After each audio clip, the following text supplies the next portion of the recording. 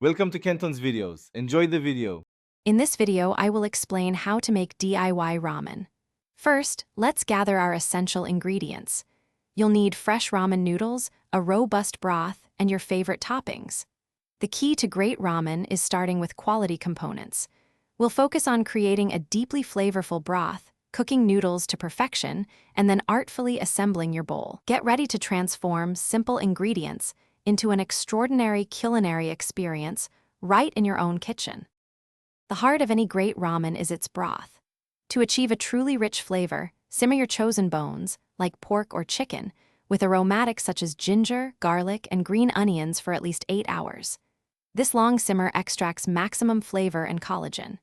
You can also incorporate dried shiitake mushrooms or kombu for an umami boost. Season it carefully with soy sauce and mirin, tasting as you go, to create a perfectly balanced base. Next, let's talk about noodles and toppings.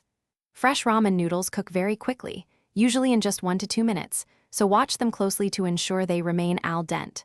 For toppings, a perfectly soft-boiled egg with a jammy yolk is essential. Prepare thin slices of tender chashu pork or a vegetarian alternative like pan-fried tofu.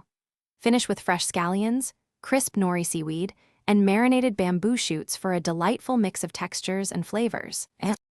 Finally, it's time to assemble your masterpiece. Start by warming your serving bowls. This helps keep your ramen hot longer. Carefully place the perfectly cooked noodles at the bottom of each bowl.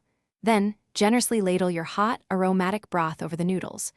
Arrange your prepared toppings, like chashu, eggs, and scallions, artfully on top.